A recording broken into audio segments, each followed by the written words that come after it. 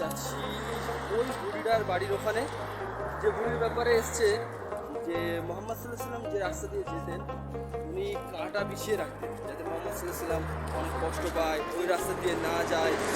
তো তারপরে অনেক বড় একটা লম্বা ঘটনা। যাই হোক, পরে বুড়িটা মুসলমান হয়েছিল নবী সাল্লাহ সাল্লামের আখলাক ব্যবহার দেখে, এই সমস্ত কিছুর কারণে। আর ওই বুড়িটার বাড়ি যেখানে ছিল আমরা সেটাই দেখতে যাচ্ছি এখন।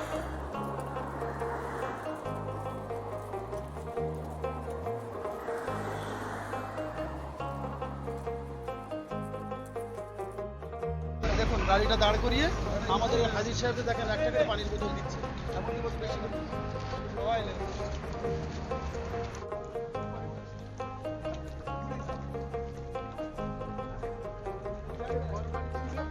আগেকার সময় ওই 1400 বছর আগে 1500 বছর আগে এইরকম বাড়ি থাকতো, এই ধরনের বাড়ি পাহাড়ের ওপরে। 1400-1500 বছর আগেকার বাড়ি এরকম।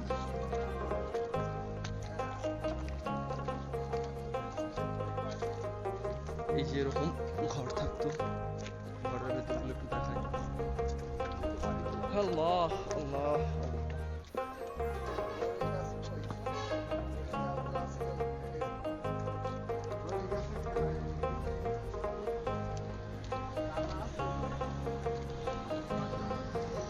পাহাড়ের ওপর। আল্লাহ,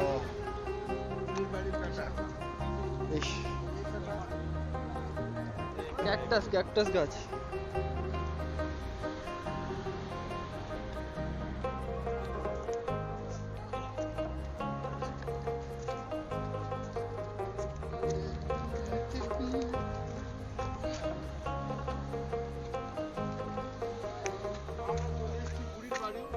কোনটা বলুন তো শেখ? এইটুকুগুলো সব বুড়ি না, ওই পুরোটাই। রসুলকে রক্তপাত করেছিল, এখনো রং দিয়ে সে জায়গাটা দেখিয়ে রেখেছে। ওই যে রসুল নামাজ পড়ছিলেন, তাইফের লোকরা পাথর ফেলে দিচ্ছিল, সে পাথর এখন আছে।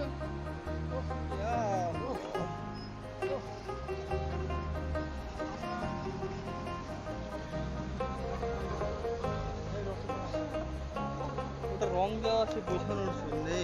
আল্লাহ আল্লাহ, এটা হলো মসজিদ আল রসুল। এই যে রং দিয়ে একটু মার্কিং করা আছে, নবী সাল্লাল্লাহু আলাইহি ওয়াসাল্লাম এখানে পাথর দিয়ে অনেকে আঘাত করা হয়েছিল, অনেক রক্তপাত হয়েছিল, ওইটা একটু মার্কিং করে রাখা আছে এখনো পর্যন্ত।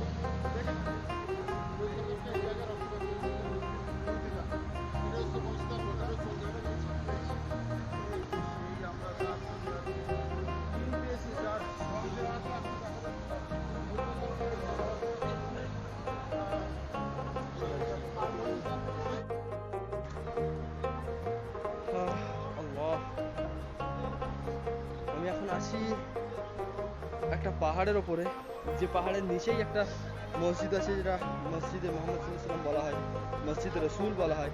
ওই মসজিদটাতে নবী সাল্লাল্লাহু আলাইহি ওয়াসাল্লাম এসে বসতেন তখনকার সময়, 1400-1500 বছর আগে।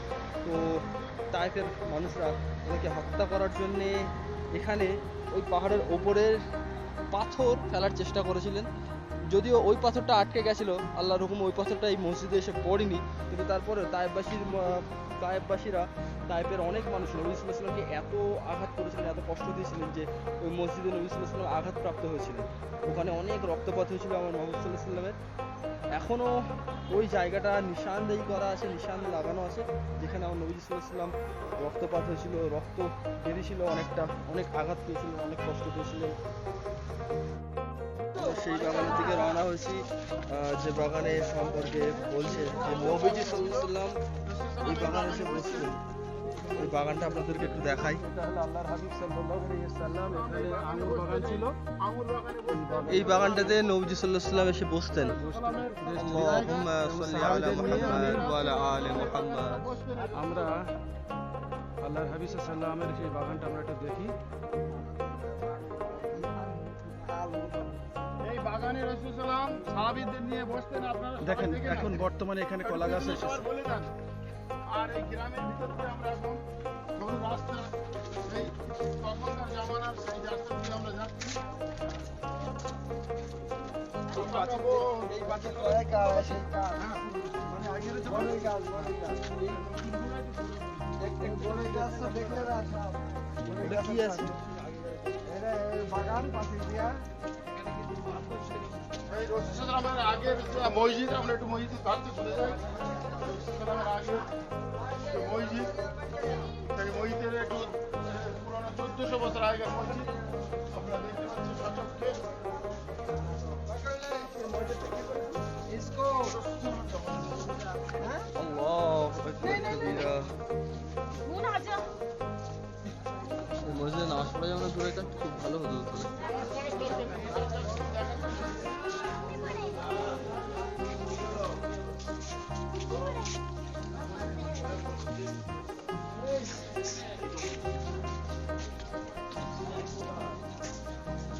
ওরা আসেনি ওখানে দাঁড়িয়ে ছিল জোহরের সময় এমনি হয়ে গেছে মোয়াল্লিম বাবু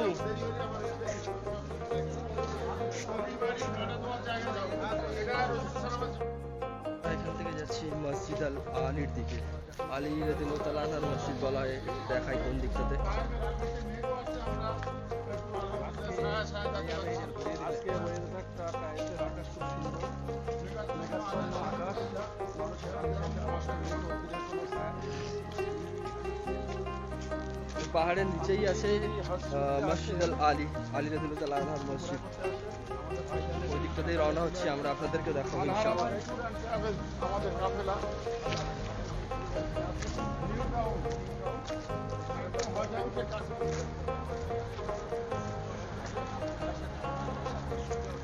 প্রমোশন খুব ভালো হচ্ছে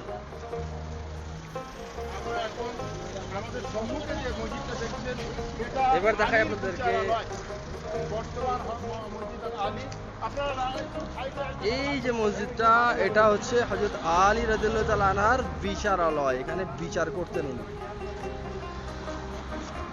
ওই জন্য মসজিদ আল আলী বলা হয়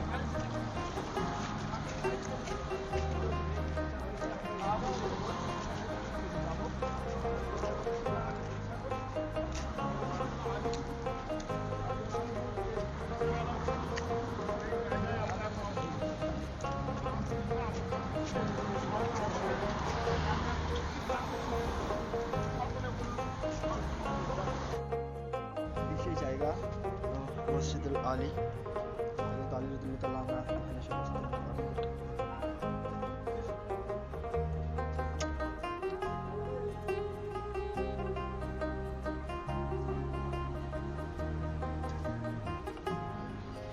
এখানে এই মসজিদের মধ্যে হযরত আলী রাদিয়াল্লাহু তাআলা আনহু এসে বসতেন উনি এখানে বিচার করতেন উপরে যাওয়ার রাস্তা আছে কিন্তু আমাদের সময় অনেকটা সংক্ষেপ যার কারণে উপরে যেতে পারলাম না